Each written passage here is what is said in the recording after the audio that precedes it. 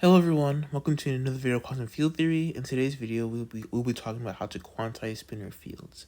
So let's get into it. So we found the general solution to the Dirac equation in our video on the Dirac equation. And we found out that it's this right over here. And these coefficients in front, these are just the Fourier momentum coefficients.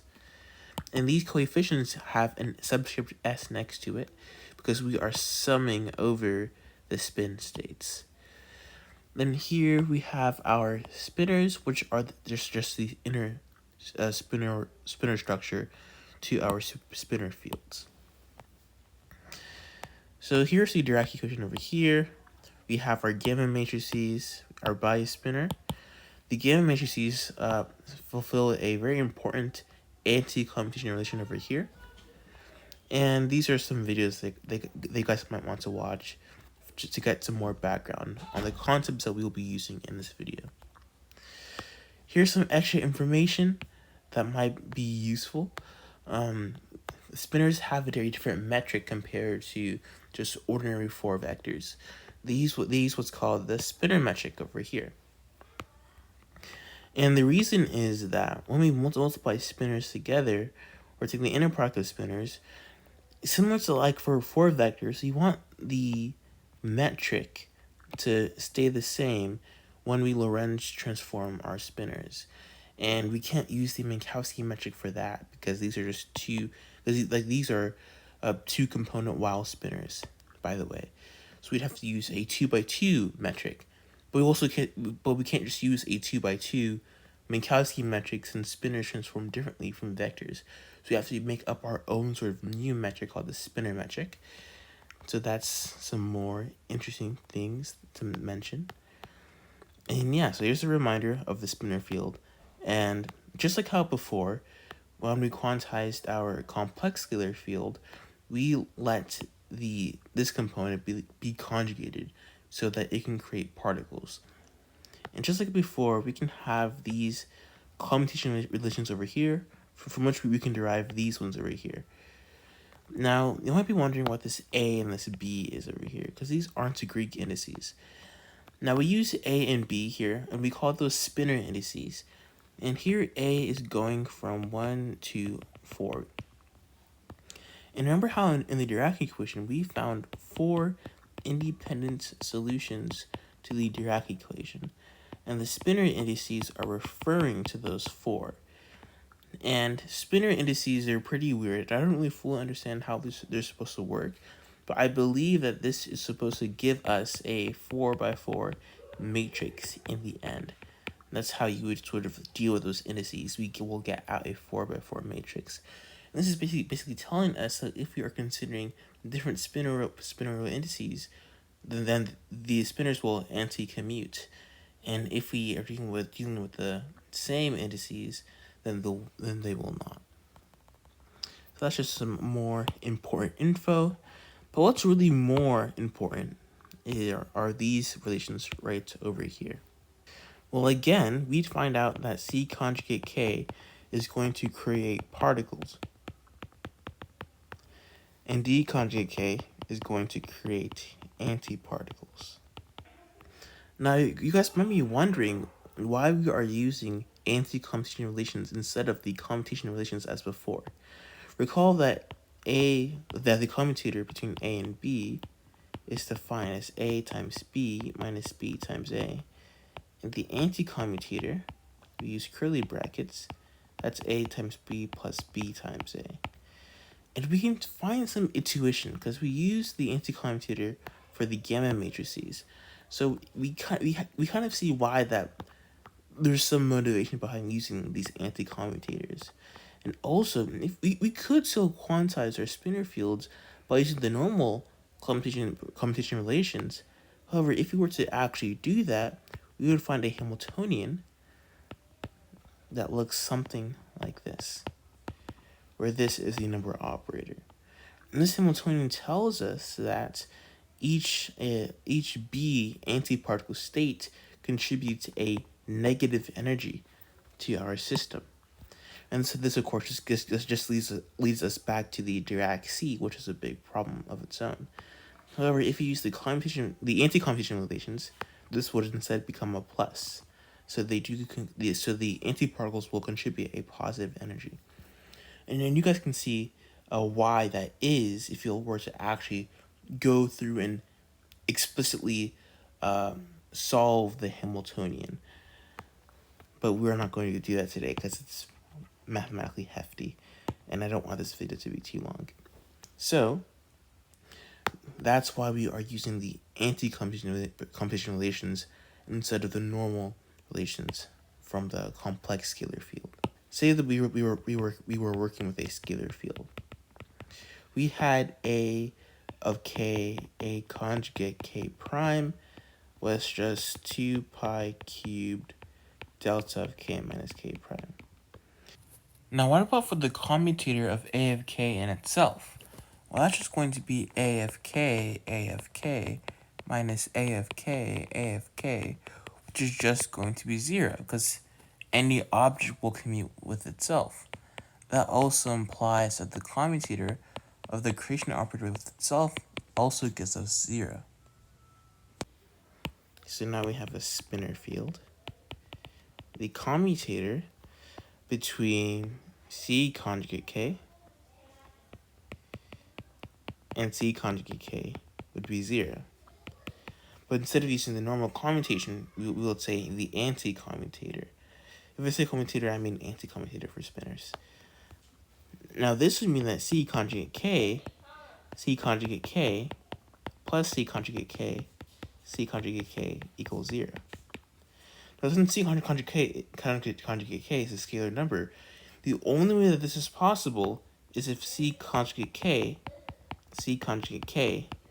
equals 0. And that wasn't the case for the scalar field.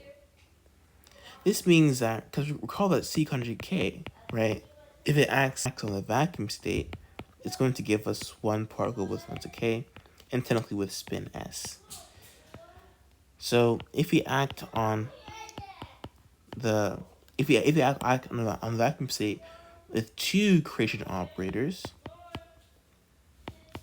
this tells us over here that we're going to get 0 because this is 0, right? And this is very weird because before we had, for the scalar field, we'd have A conjugate K.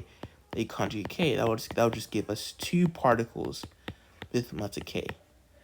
But here, in this case, the wave function, the particle state is 0 if you want to act on the vacuum state with the same operator twice. This is very strange because it tells us that we cannot have a particle state, or we cannot have 2 particles with the same momenta for spinors. And this is also known as the Pauli exclusion principle. Now, it's commonly phrased as we can have 2 particles with the same state. That's kind of vague in my opinion because we don't have 2 separate states for 2 particles. We always describe multiple particles with just one state. But the energy, momenta, spin, those numbers, right, that help describe the total conglomerate state, this tells us that we cannot have 2 particles that have those same exact numbers. Now, if we had, for example, say we had C conjugate 1K and then C conjugate 2K, where this creates a particle that's left chiral. This creates a right chiral particle that acts on the vacuum. This is not going to be 0. It's going to give us 1 particle with momentum K that's left chiral, and another one that's right chiral. So in this case, we do have the same momenta. However, the spins or the chiralities have to be different. And then we can also have C conjugate K1, C conjugate K2, and then this will give us, again, a non-zero state as well. So we have it built into our formalism that we cannot have two particles with the exact same sort of quantum numbers. And this is the Pauli exclusion principle, right? Now in quantum mechanics, we had to sort of like impose that artificially, right? More as an afterthought. We had to say, I made a video on it, but we had to say that psi of x1 and x2 equals psi of x1 times psi of x2 minus psi of x2 psi of x1. But now it kind of naturally comes out from our formalism by using the anti-commutation relations, which is pretty cool. So this tells us that all particles described by the Dirac equation are subject to the Pauli exclusion principle. And it tells us why we can have stable atoms, right, that have electrons in different energy levels, which is, yeah, really interesting. So that's sort of like a really cool part, in my opinion, that comes out of using the anti-commutation relations. So now again, we have things called propagators, right, for spinor fields, and we can calculate those propagators, which we will do now.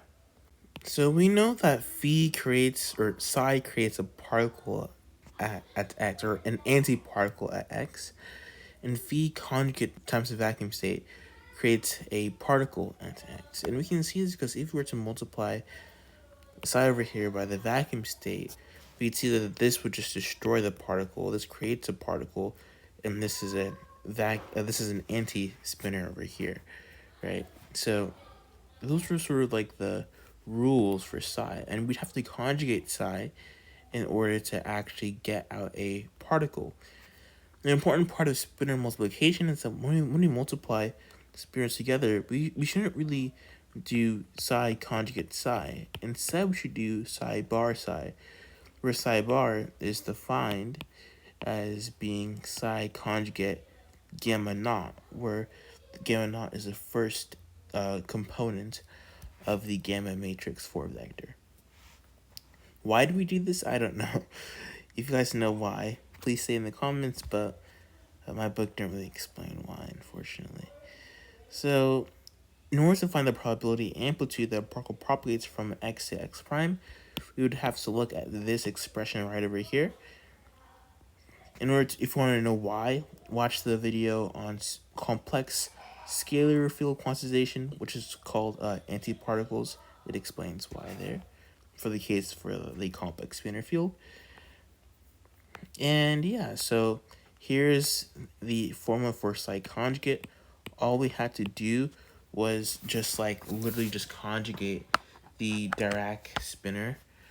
Then we can multiply the Dirac conjugate, or the Dirac adjoint, whatever you call it, by the vacuum state, and that'll give you what I've written on the bottom.